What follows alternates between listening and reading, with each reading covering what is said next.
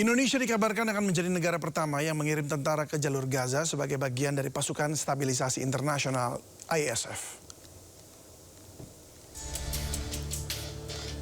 Sejumlah media Israel melaporkan Indonesia akan menjadi negara pertama yang mengirim tentara ke jalur Gaza sebagai bagian dari ISF. Dan pasukan ini akan menangani aspek-aspek pemeliharaan perdamaian di Gaza selama fase kedua gencatan senjata yang dirancang Amerika Serikat. Beberapa bulan sebelumnya Indonesia disebut akan berkontribusi pada ISF bersama sejumlah negara lain. Dan laporan itu menyebutkan pasukan Indonesia kemungkinan tiba di jalur Gaza dalam beberapa minggu.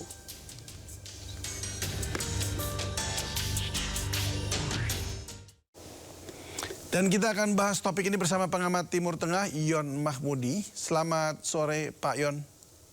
Selamat sore, Mas David. Ya, terima kasih untuk waktunya, Pak Yon. Kami juga telah mengundang pihak Kementerian Luar Negeri, namun juru bicara Kemlu belum bisa bergabung karena ada agenda lain.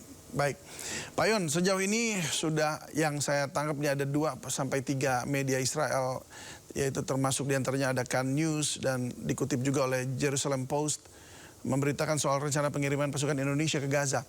Apa yang Anda ketahui tentang hal ini? Ya, tentu kan informasi yang berasal dari media Israel nampaknya informasi yang valid ya, bahwa mereka sedang mempersiapkan tempat untuk pasukan Indonesia terlibat di dalam ISF.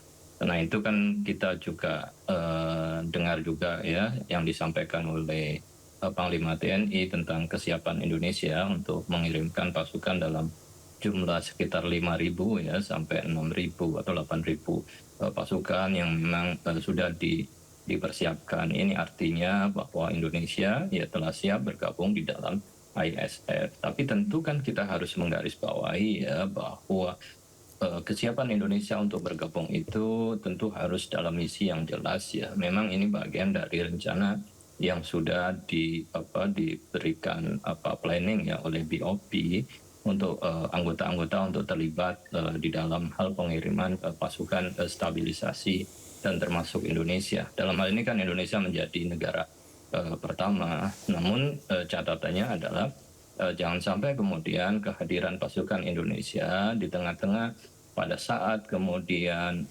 tentara IDF itu belum ditarik sepenuhnya dari wilayah Gaza, kemudian kita masuk di wilayah itu berinteraksi dengan tentara Israel dan dipersepsikan ya sebagai bagian dari koalisi sekutu yang bersama Israel, dan itu bisa berhadapan dengan pasukan perlawanan yang ada di Gaza. Ini saya kira persoalan mendasar dan perlu dipastikan secara betul ya bahwa kehadiran Indonesia, pasukan Indonesia ya tentu dalam rangka untuk menjamin stabilisasi, memastikan bantuan itu masuk dengan aman, dan tidak boleh kemudian memiliki hubungan komunikasi dengan Israel, dan Israel dipastikan pada saat sudah mulai menarik sepenuhnya begitu ya dari wilayah Gaza, sehingga kehadirannya adalah menggantikan ya pasukan Israel yang menduduki wilayah Gaza. Karena kalau tidak, ini akan dikhawatirkan justru akan dicurigai oleh rakyat Palestina sendiri bahwa Indonesia berada di pihak Israel. Jadi ada kemungkinan seperti itu ya yang terjadi, dan jadi tanggapannya akan berbeda gitu ya. Tetapi kan kalau tidak salah Israel juga punya persyaratan ya untuk mulai pembangunan di Gaza. Kalau tidak salah diantaranya ya Hamas itu tidak boleh lagi ada di sana, dan semua fasilitas infrastruktur underground itu juga udah tidak boleh dipakai lagi. Nah, kalau ini yang kemudian terjadi kan pasukan Indonesia bisa dihadapkan ya sebuah dilema bahwa Indonesia harus terlibat ya di dalam hal pelucutan senjata Hamas, kemudian memaksa Hamas untuk tidak ya terlibat atau berada ya di kawasan itu. Nah, sementara Israel sendiri kan juga Netanyahu menyatakan tidak akan memberikan ruang kepada Hamas, kemudian tidak akan memberikan kemerdekaan kepada Palestina. Nah, pada satu sisi sikap Hamas sendiri adalah Hamas mau menyerahkan senjata tetapi diserahkan kepada negara Palestina yang sudah terbentuk. Nah, ini kan saya kira posisi yang agak berbeda. Israel tidak menginginkan Palestina merdeka, Hamas mensyaratkan senjata diserahkan kepada negara Palestina, sementara kemungkinan pasukan Indonesia akan mendapatkan mandat untuk melakukan pelucutan. Nah, tentu harus kemudian dicermati bahwa pelucutan bisa dilakukan sebagaimana syarat yang disampaikan oleh pihak perlawanan ya setelah pemerintahan transisi yang dilakukan ya dikendalikan oleh teknokrat yang disebut sebagai teknokrat yang berasal dari unsur-unsur Palestina, bukan diserahkan kepada pasukan asing dan di situ ada Israel. Nah ini kan saya kira time frame yang harus kita perhatikan ya. Tentu misi kita sangat mulia, bagus yang membantu di dalam perdamaian, tetapi kehadiran kita juga jangan kemudian dipersepsikan sebagai bagian pasukan sekutu bersama Amerika, bersama Israel, dan itu untuk melucuti senjata yang dimiliki oleh pasukan-pasukan perlawanan di Palestina. Nah, syarat-syarat ini saya kira juga harus kemudian kita cermati agar posisi Indonesia memang posisi yang aman dan sesuai dengan mandat ya konstitusi bangsa Indonesia ya untuk menjaga aspirasi rakyat Palestina untuk mendapatkan kemerdekaannya. Ya, sebelumnya Panglima TNI Jenderal Agus Subianto menyatakan Indonesia menyiapkan pasukan untuk dikirim sebagai tentara penjaga perdamaian ke Gaza Palestina dan pasukan ini akan dipimpin oleh Jenderal Bintang 3 bahkan. Kita dengarkan. Pasukan perdamaian sudah tahap seleksi, kemudian rencana nanti dipimpin oleh Jenderal Bintang 3, kemudian di bawahnya ada 3 brigade komposit. Nanti di bawah brigade komposit itu terdiri dari 1 batalion kesehatan, 1 batalion seni konstruksi, kemudian batalion bantuan, dan ada lagi bantuan mekanis. Ya Pak Yon, kalau dilihat dari pernyataan Pak Panglima tadi kelihatannya ada ada persiapan tentara yang sesuai, ada sebuah kebutuhan yang mungkin sudah dikomunikasikan oleh pihak Board of Peace ya atau mungkin pihak Palestina juga. Tapi Anda melihat ini, apakah ini akan berlangsung lama dan peran kita akan seperti apa yang sebaiknya kita ambil begitu?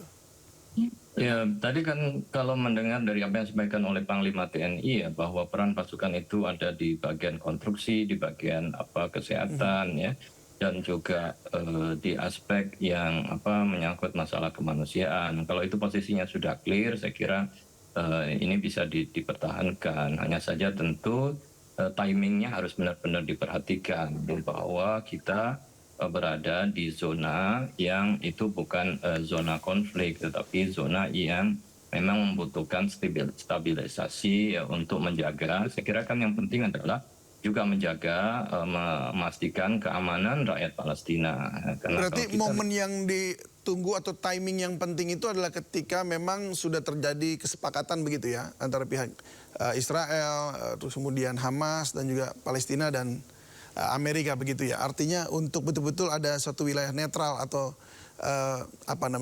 demilitarized gitu. Ya, saya kira harus seperti itu ya. Harus sudah dipastikan bahwa wilayah yang dipersiapkan itu adalah wilayah yang sudah netral, yang wilayah yang aman.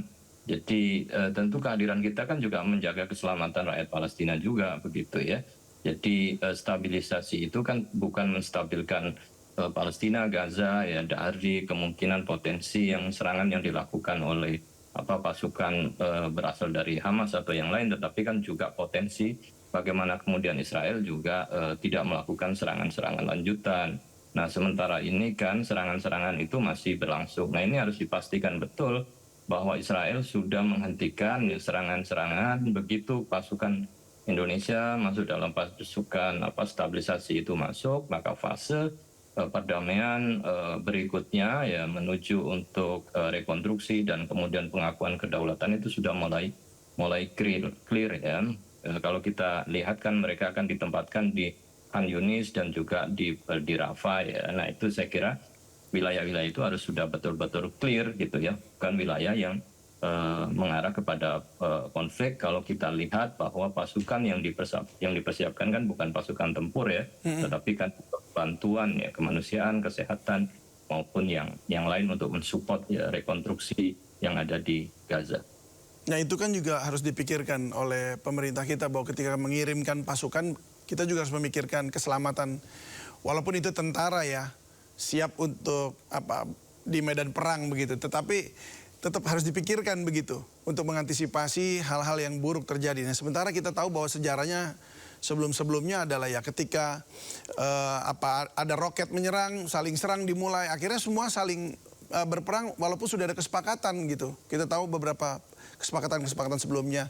Tetapi kita nggak berharap itu terjadi di ke depan. Nah, menurut Anda jaminan apa yang harus dimiliki oleh Indonesia supaya oke, ini waktunya nih kita berangkat. Udah oke, ada dapat jaminan ini.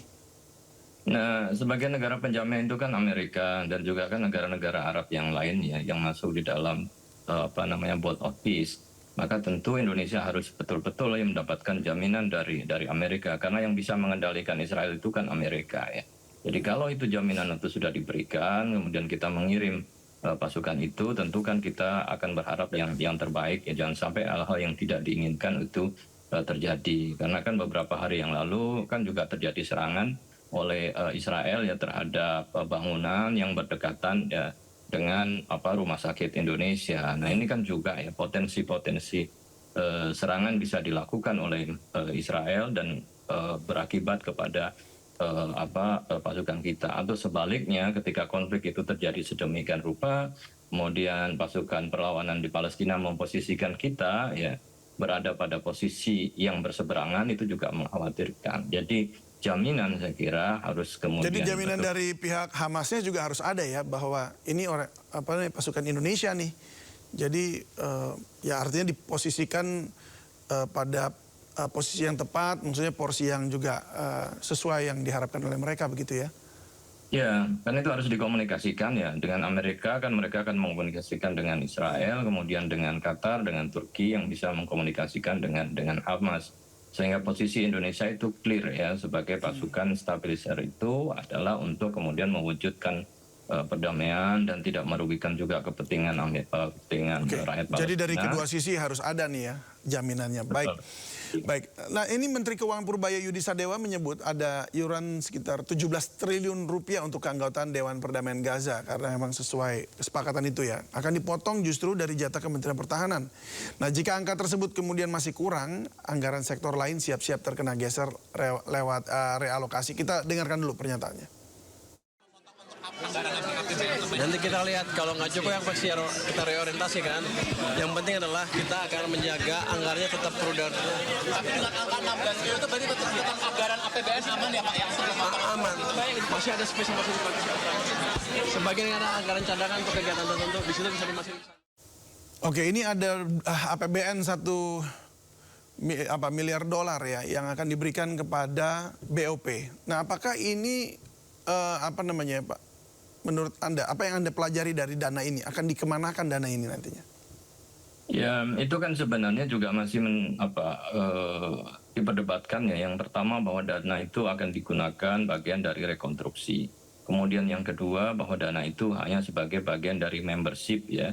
Fee membership menjadi anggota BOP ya. Indonesia berada di tempat itu. Nah, dalam hal ini ya tadi Pak Purbaya sudah memastikan bahwa kondisi APBN kita aman, tapi kan betul-betul bahwa ini merepresentasikan kepentingan Indonesia ya ketika kemudian memberikan iurannya sebesar itu. Apakah kemudian iuran itu bisa dilakukan tidak langsung tetapi secara bertahap untuk memastikan betul-betul bahwa aspirasi Indonesia ya berkaitan dengan dukungan terhadap rakyat Palestina itu dipenuhi, karena kan Pak Presiden juga menyatakan bahwa apabila itu tidak sesuai sewaktu-waktu itu bisa menarik diri atau tidak bergabung. Nah tentu dalam hal ini juga harus dipikirkan tahapan di dalam hal penyaluran dana itu. Kalau kita lihat ya kondisi kita kan secara anggaran ya sebenarnya kan juga tidak betul-betul ya bisa diyakinkan kepada publik ya di tengah-tengah berbagai masalah adanya potensi dipotongnya anggaran dari berbagai kementerian walaupun ini porsi pertahanan yang digunakan. Saya kira ini juga harus jadi perhatian juga. Dan jika memang itu dipakai untuk membangun Gaza, tentunya kita akan juga ada pengeluaran yang cukup besar juga untuk mengirimkan 8.000 tentara kita ke sana, Pak ya. Artinya ini memang harus dipikirkan secara baik, timing yang tepat juga begitu. Baik, terima kasih Pak Yon Mahmudin untuk berbagi bersama kami di Sindo Sore. Kita lihat semoga yang terbaik ya buat Indonesia juga. Salam sehat selalu. Ya, sama-sama. Assalamualaikum warahmatullahi wabarakatuh. Waalaikumsalam. Ya, sementara itu pemirsa, Indonesia mengecam secara keras keputusan Israel yang berupaya mencaplok wilayah tepi barat Palestina. Hal ini disampaikan Menlu Sugiono dalam pernyataan bersama dengan para menteri luar negeri 7 negara mayoritas muslim yang diunggah dalam akun media sosial Kemlu. Langkah ilegal Israel dinilai sebagai memaksakan kedaulatan Israel yang tidak sah dan memperkuat aktivitas permukiman. Indonesia dan negara-negara tersebut juga memperingatkan akan bahaya berlanjutnya langkah perluasan kekuasaan Israel secara ilegal karena dapat memicu kekerasan serta konflik lebih luas. Rupanya tak hanya Indonesia dan ketujuh negara tersebut, Amerika Serikat, PBB, dan Uni Eropa juga mengecam langkah Israel itu.